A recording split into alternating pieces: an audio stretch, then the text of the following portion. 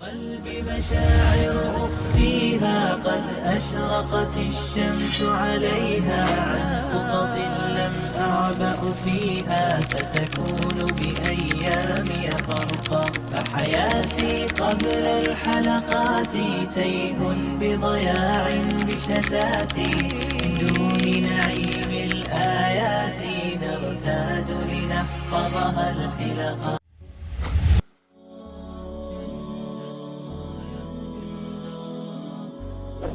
Setelah beberapa hari atau beberapa minggu kemudian, hal yang dinanti itu pun akhirnya tiba.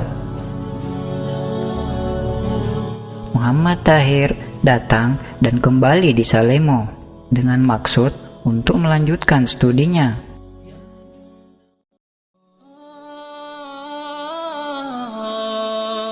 Namun sayangnya, sambutan yang didapatnya adalah justru ia harus dibawa dan dihadapkan pada sang raja. Singkat cerita, perihal itu pun kemudian ditanyakan padanya. Namun Muhammad Tahir tetap memberi jawaban yang sama jika ia tidak tahu menahu akan hal itu. Sistem hukum dan pembuktian memang masih sangat lemah kala itu. Karena Muhammad Tahir dianggap tidak ingin mengakui kesalahannya.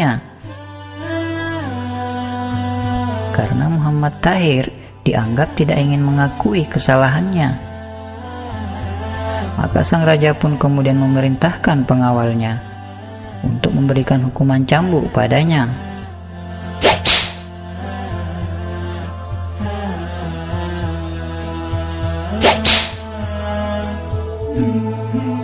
Namun, apa yang terjadi?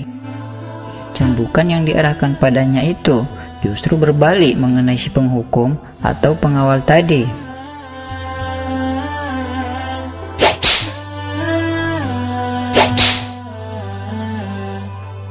Beberapa kali hal itu terus diulanginya, namun setiap cambukan itu tetap saja berbalik arah pada sang pengawal.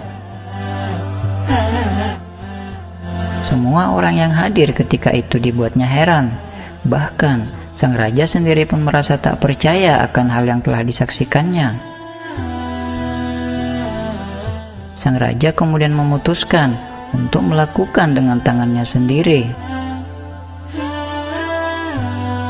Apa yang terjadi? Cambuk itu bahkan kali ini justru melilit di tubuh sang raja. Sang raja pun dibuatnya bingung. Ia lantas bertanya kepadanya, "Siapakah kamu ini sebenarnya?"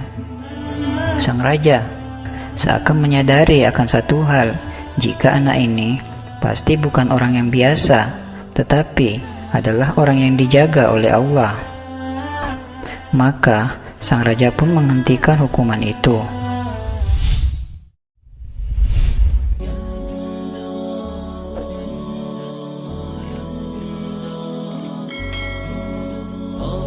Seketika itu juga, tiba-tiba datanglah seorang pemuda.